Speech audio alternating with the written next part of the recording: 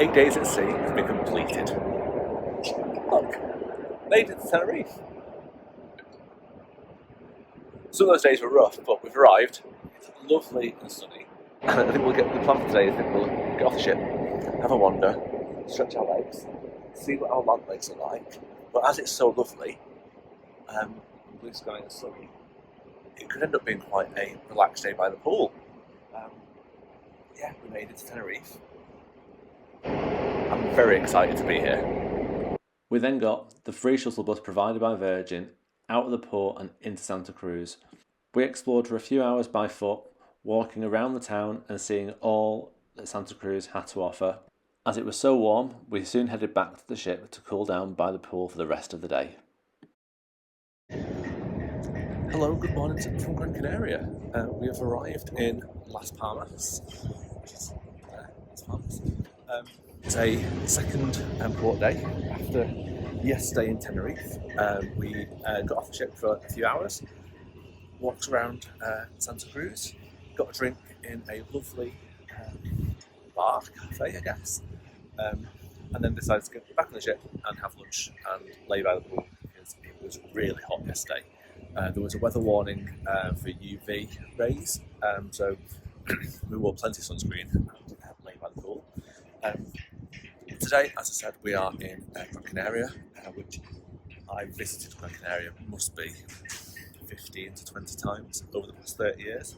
I'm not 30.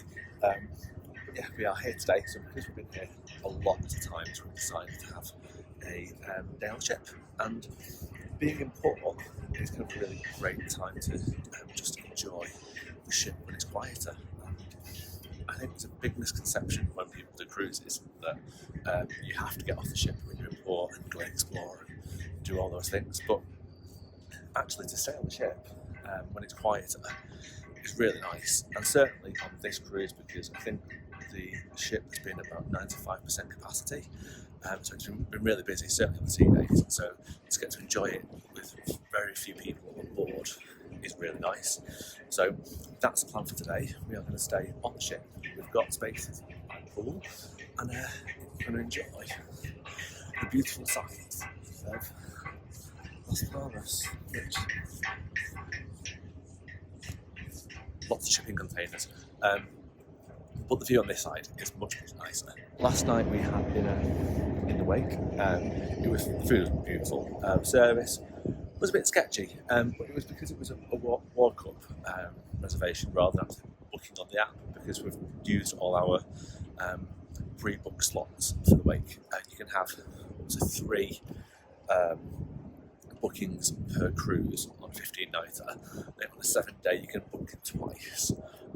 We're in there again tonight on one of our official bookings, so I'm looking forward to that. But today, yeah, we're going to go and lie by the pool. I might do a bit more of a walk around now the ship's a bit quieter. I don't feel as self-conscious doing this vlogging nonsense. That's my plan for the day. While I'm walking back to the pool, I thought I'd just quickly show you some of the private cabanas. I had sound issues at this point, so I'm showing the cabanas which you can rent for the day through the Virgin Voyages app for between $200 and $300. I just don't see the point. It's so much wasted space that never gets booked on any cruise, and it's so expensive for what is often a very bad view. Like I say, it has been a busy ship, but I still wouldn't spend that on those, and I don't think I've ever seen anybody do that. Also, on Scarlet, they've updated sort of the pool area, so there's other private cabanas, which I think $300 a day that overlook the pool. Like, if you've got that money and you want to spend it, great, but not for me, thank you. And these are those new cabanas which, for $300 a day, it's just not worth it. Yes, you get a great view of the pool, however, certainly on these ones, you're right in front of the smoking area, so all you can smell is cigarette smoke whilst you lay on those cabanas. Hello and welcome to the North Atlantic Ocean. It's our second to last sea day today. We are currently heading towards Casablanca. It's the morning after the Scarlet Night. Yeah, Scarlet Night is the big theme night. It happens on every Virgin Voyage cruise, and it's a big party. What I really like about it is that a lot of people, most people on the ship, get involved in some way. And there's a big octopus that gets put on deck 15. There's tentacles and fish that get put all around the ship. A lot of the sailors on board want to get involved, and the ship throughout Scarlet Night is very busy.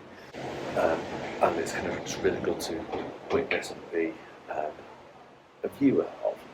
The problem with it, I think, though, is because it ends up being so busy because a lot of people around the ship are in the public spaces that when there are performances happening, you struggle to see them because there's just lots of people about. And because of that, you end up just kind of moving from one space to another. And a lot of people doing that, so rather than actually fully enjoying it, you just feel like you're moving from one part of the ship to another, and then that just ends up not being great. One thing that is really good is the story of Scarlet Night, which is performed by the diva in the Red Room. So I think our diva's called Hannah. She has an incredible voice, and her retelling of what the story of Scarlet Night is and through song, wonderful. Really, really enjoyed it. And I would highly recommend that you, if you are seeing Scarlet Night, you go and make an effort to see the retelling of it or the telling of it. And then it all culminates within the big pool party on deck 15 and 16, which is great to witness. However, last night it was cold. So leaving Gran Canaria, sailing across or sailing out into the North Atlantic, it was windy, it was cold. I felt sorry for Hamlin's cast having to get into the pool to splash about and try and look like they were enjoying it. Yeah, I can pour Vinegar Strokes. So the drag queen aboard, she's called Vinegar Strokes, and when she was doing the introducing of the pool party, whatever she glued her wig down with, it was very strong because that wig didn't go anywhere, even though it looked like she was going to lose it. But yeah, it was just, I think, a bit of a letdown last night because the weather was not great. It was cold, it was windy. So by the time that they opened the pool for the sailors to get into it, I'd had enough. Neil had enough as well. So we went to the galley, got ourselves a herbal tea, and came back to the room. And by that point, it was midnight anyway. So Scarlet Night is good to experience. Is it my favourite thing about the voyage? Not really, no. But it is definitely good to see how everyone on board does get involved in some way or other.